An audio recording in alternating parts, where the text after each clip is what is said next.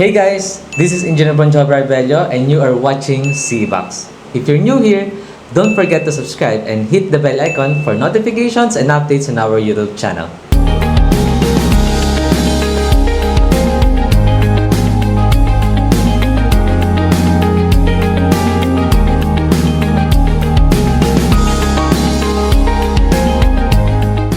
This is our problem number 2 for the design of singly reinforced rectangular beam under USD.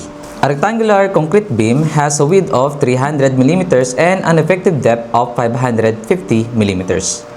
The beam is simply supported over a span of 6 meters and is used to carry a uniform dead load of 20 kN per meter and a uniform live load of 40 kN per meter.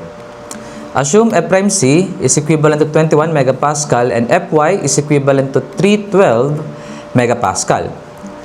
Compression reinforcement, if necessary, shall be placed at 80 mm from the outermost compression fiber. Determine the required steel area using NECP 2015. So, same na same lang din to sa ating problem number 1. So, ang first step natin is isolve natin yung ating Vmn max or kaya yung ating Mn max.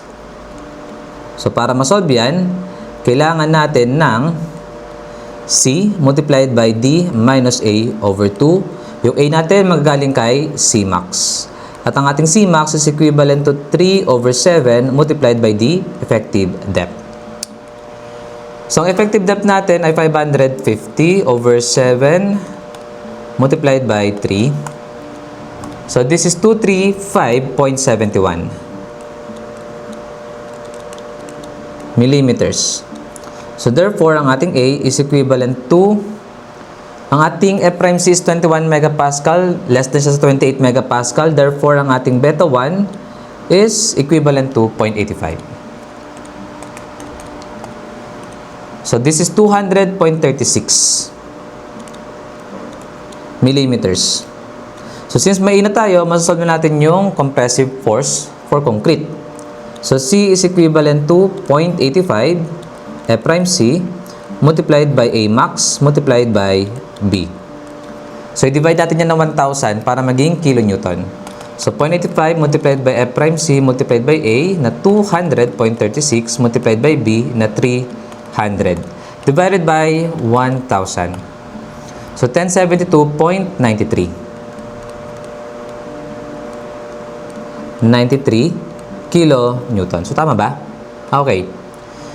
So makukuha na natin yung ating Mn max. So answer multiplied by D 5550 minus A 200.36 over 2. Divide natin ng 1,000 para maging kilonewton meter. So 482.62. Okay? And this is in kilonewton meter. So, double check natin doon sa equation.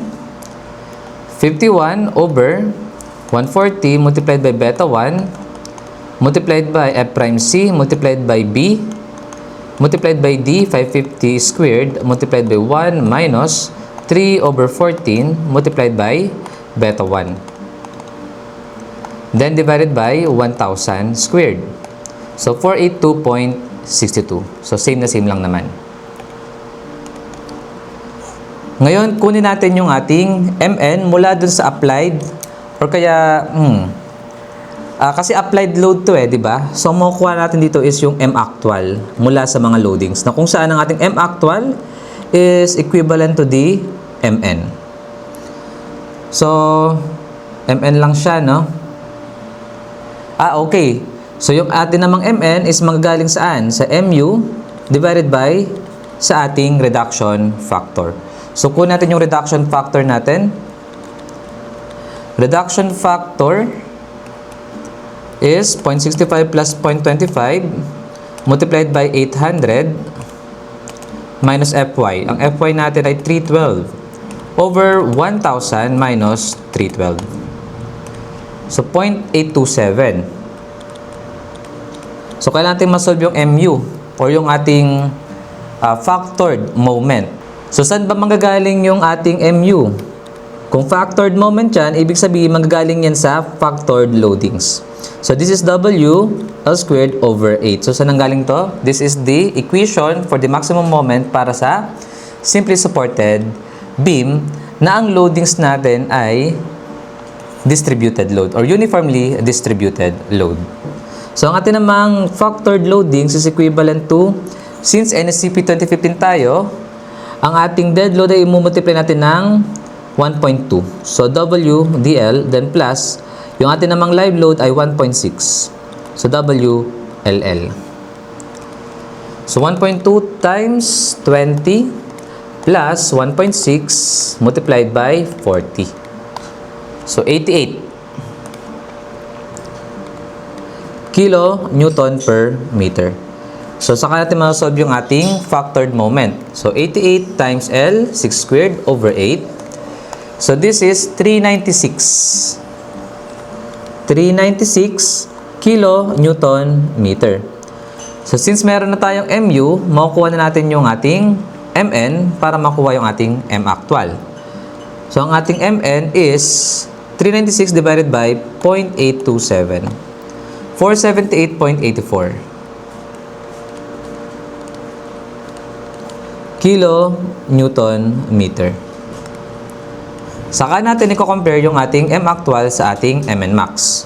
So since ang ating MN max is greater than sa ating M actual, therefore singly reinforced beam lang tayo, SRB. So proceed na tayo sa ating step 2. So di ba sabi ko sa inyo, pwede natin ma-solve yung ating MNT kahit wala na itong equation na to. So, try natin. So, ang ating MNT is equivalent to CT multiplied by D minus A over 2. So, dito, yung ating strain is equivalent to 0.005. So, merong tayong equation para sa CT. Ito siya. So, kung naalala ninyo itong discussion natin sa analysis of singly reinforced beam, ito yung ating equation. So, 3 over 8. So, 3 over 8 multiplied by D. Ang D natin ay 550. So, this is 206.25 millimeters. So, masolve natin ang A multiplied by 0.85. So, 175.31 millimeters. So, masolve natin yung ating compressive force under sa tension controlled. So, 0.85 prime C multiplied by A, 175.31 multiplied by 300 divided by 1,000. So, 938.79 kilo Newton. So, answer multiplied by D, 550 minus A, 175.31 over 2. Then divided by 1,000. So, this is 434.04.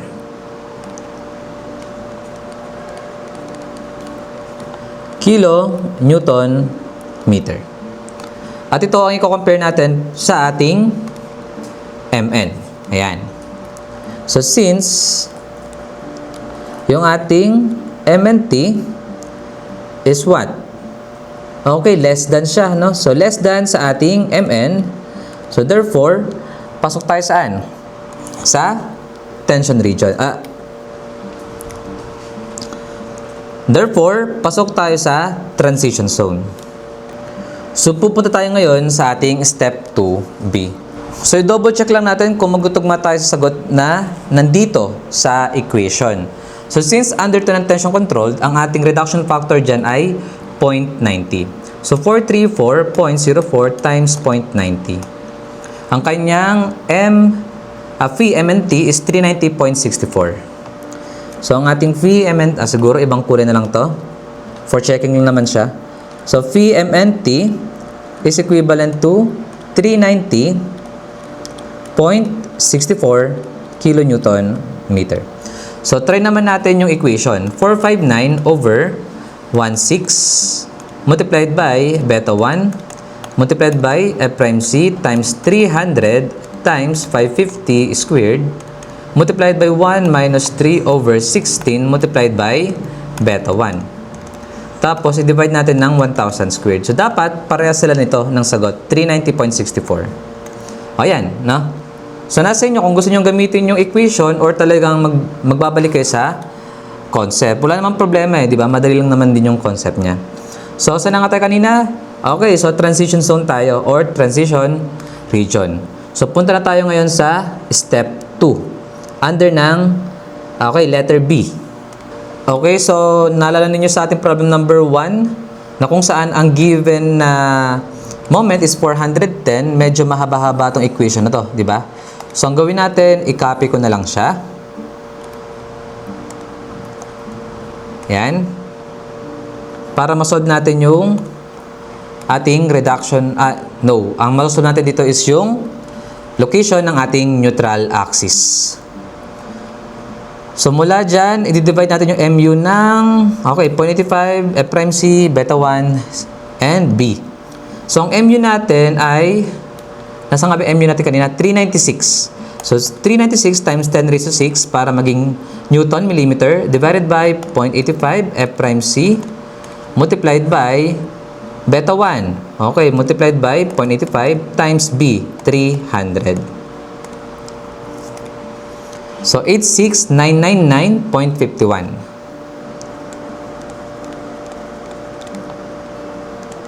0.51 ba? Okay. Then, equivalent to, okay, so copy-paste to halos, no? Copy-paste lang to. Yan. And then, ang matitira dito is yung C. Multiplied by C.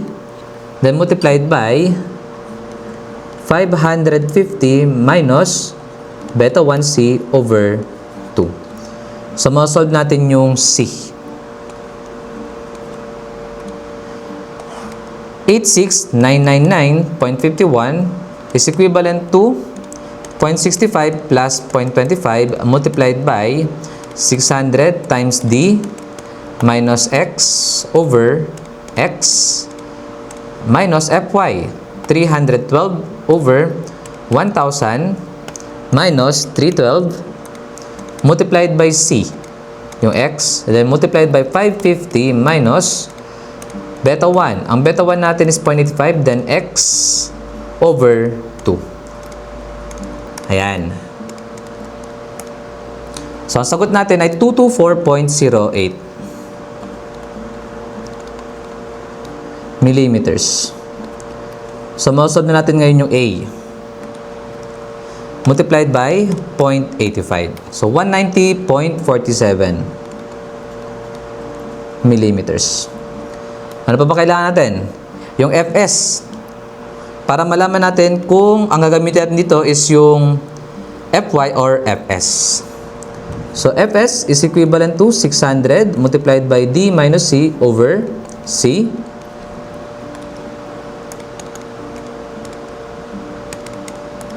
Ang C natin ay 224.08. Okay, 872.69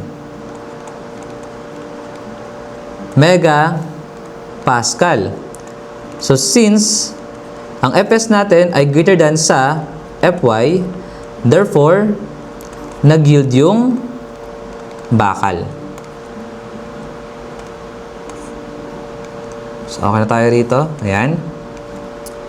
So, ngayon, isolve naman natin yung kung reduction factor, kung kailangan natin, no? Actually, di rin naman natin siya patong gagamitin yung reduction factor dito, no? Sa pagkuha ng, ng AS. But anyway, if babalik kasi kayo rito, at dito nyo kukunin yung, AS, ito, pwede kasi siyang gawin ganito, MU is equivalent to Phi multiplied by T, no? Na kung saan ang T is equivalent to AS, then Fy tayo since nag-yield.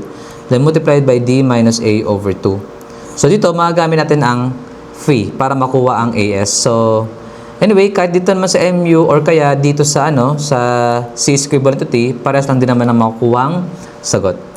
So, ngayon, ang ating Phi is under saan? Sa transition. Bakit? Kasi, ang ating Fs ay nag-greater than sa 400 megapascal pero nag-less than naman ng 1,000 megapascal. So, tama lang talaga na under siya ng transition region. So, siguro ano na lang to? TR, no? So, ang equation natin sa phi, that is 0.65 plus 0.25 multiplied by Fs, which is 872.69 minus Fy over 1,000 minus Fy.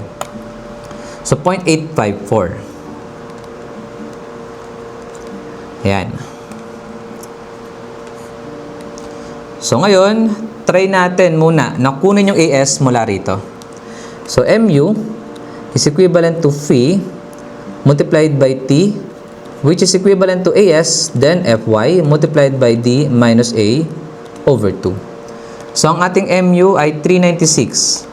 So, dapat nakano yan? Times 10 raised to 6 kasi Newton millimeters. Then, equivalent to phi, 0.854 multiplied by AS, yun yung unknown. Then, Fy, 312 multiplied by D, 550 minus A, 190.47 over 2.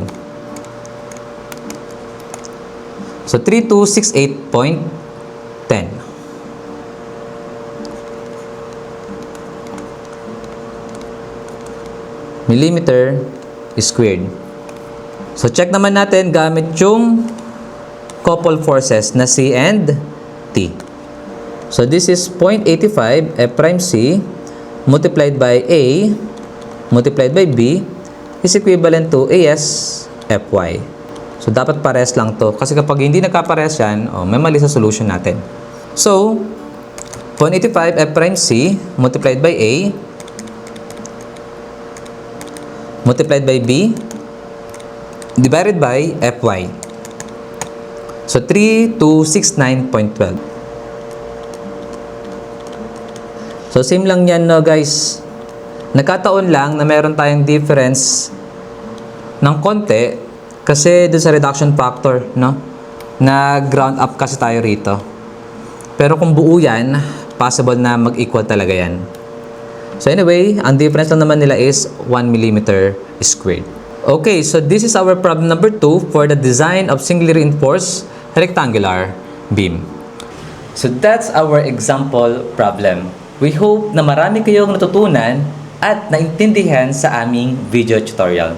Again, this is Engineer Bonjob Arbello and you are watching CEBOX. Don't forget to subscribe and hit the bell icon for notifications and updates on our YouTube channel. Thank you for watching, guys. Bye-bye!